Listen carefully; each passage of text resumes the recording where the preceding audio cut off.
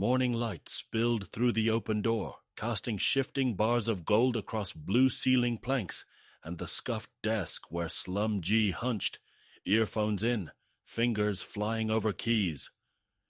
The city's soundtrack, faint horns, distant vendors, mingled with the uneven whir of the ceiling fan overhead, whose repairman, holzfinger, had left a faint chemical tang and a crooked smile in his wake.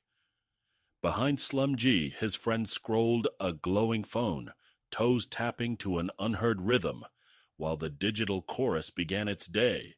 Bozik's Obero 485's easy banter drifting in from the cyber cafe across the lane. Looking cute again today. Did you get a haircut? Princess Peach's gentle check-in from her SIM top-up stall by the gate, her words a steady balm against the static.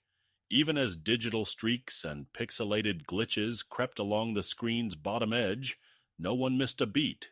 Each chat message a small act of faith that, for a while longer, this fragile network of sunlight, sweat, and signal would hold.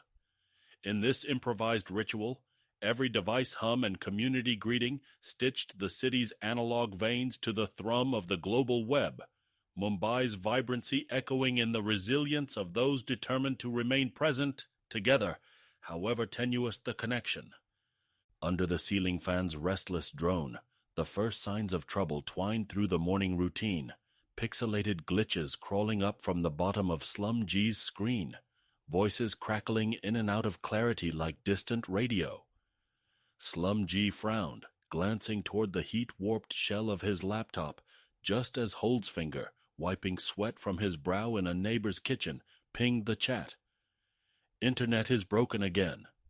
Then more diagnostic. Wait, I think it is the laptop. Is top hot. Bosok's 485's message popped up, irrepressibly bright. You and the camera has been good the whole time. Maybe it's just the Mumbai heat. You've been working out. That's what it is. Teasing, but with an undercurrent of concern. From her sun-baked stall outside, Princess Peach checked in, her words steady in the scrolling chaos. Hi Vika's floppy gym heart, broadcasting reassurance to anyone listening. Even as the digital clarity faltered, the group's voices thickened around the fracture lines, each response a small act of resistance. SlumG's worried tapping, holzfinger's hands-on troubleshooting, Bosok's 485's playful optimism, and Princess Peach's unwavering presence, knitting together the first discordant notes of crisis with the memory of mornings when, despite monsoon blackouts or citywide outages, this fragile patchwork of bodies and signals had bridged the gap before. The relay of voices surged as the crisis deepened, each character's context shaping their support. Holzfinger, balanced precariously on his stool, wiped his brow and leaned closer to the whirring fan, barking quick fixes between stories of last monsoon's candle-lit repairs, his own need to prove yet again that no machine in this block could outlast Mumbai's determination. Bosok C4485, eyes flicking from the cyber cafe window to his phone, cracked another joke about SlumG's workout regime while quietly refreshing a speed test, unwilling to admit how much he relied on these streams to anchor his mornings. Down by her stall, Princess Peach thumbed SIM cards and sent out gentle missives. No worries. Happens to the best. Her fingers smudged with ink, her real hope that SlumG's persistence might inspire her younger brother, still wrestling with his own second-hand phone. Even Troopy, 651, half buried in textbooks and fatigue, tapped out a stream of emojis and encouragement from across the hall, the memory of last winter's night, when the power failed but the Discord call lingered, fueling his refusal to let the silence win. Each message, each small act, wound tighter around the failing signal, a chorus of ordinary resilience holding the network together, even as the heat rose and the image frayed. As the laptop's fan whined louder, its heat radiating into SlumG's palms, a knot tightened at the base of his throat, part frustration, part responsibility. He glanced over at his friend, who raised an eyebrow in silent solidarity, then back to the chat cascading on his screen, where holzfinger's messages arrived like measured knocks. "Try unplug!" And Princess Peach's encouragement glowed steady despite the digital noise.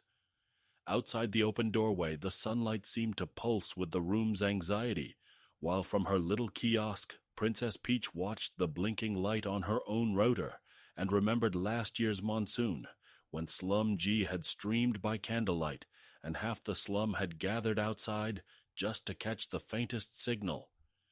Even as the lower half of the screen blurred into prismatic static, the chatters pressed in with hacks, jokes, and stories. Bosock0485 recalling the time his own cybercafe lost power mid-tournament, Holzfinger promising to drop by with thermal paste after work, Ronnie65 sending a fresh BWOP from his recharge station as if to will the connection back to life. SlumG's pulse thumped with embarrassment and resolve, his fingers hovering above the keys. He could almost feel the hands of his improvised community holding him up, their troubleshooting less about the tech itself and more about the stubborn hope that somehow they'd outlast the next glitch together. As sweat gathered on his brow, SlumG watched the chat flicker with solutions and solidarity.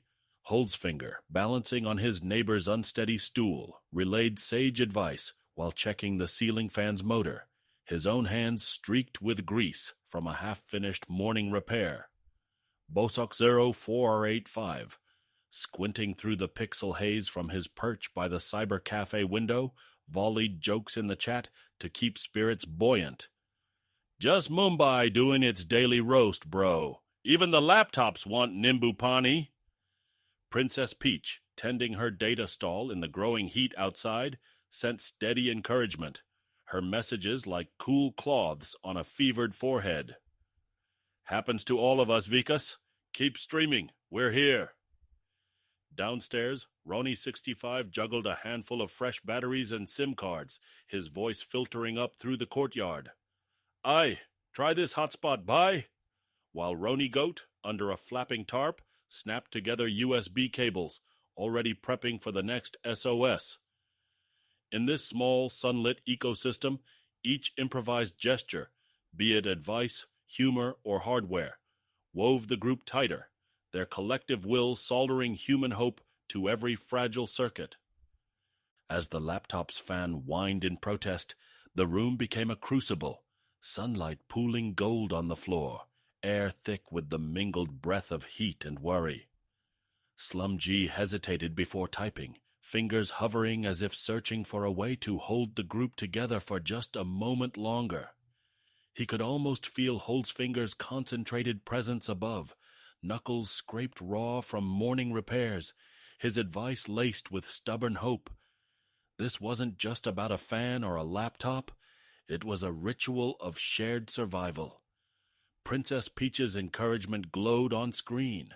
Her own work paused at the stall outside because she knew that every successful stream was proof the neighborhood could outrun its limits, if only for an hour.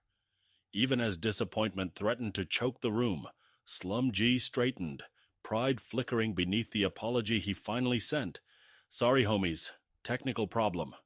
Trusting that their resilience, soldered through 100 such mornings, would bridge the sudden hush as the stream blinked out. After the signal dissolved into silence, a restless hush lingered in the sunlit room, broken only by the whir of the patched-up ceiling fan. SlumG stared at the blank screen, his hands still poised as if the words might materialize again, weighed by the memory of Princess Peach's gentle reassurance and Bosock's 485's last joke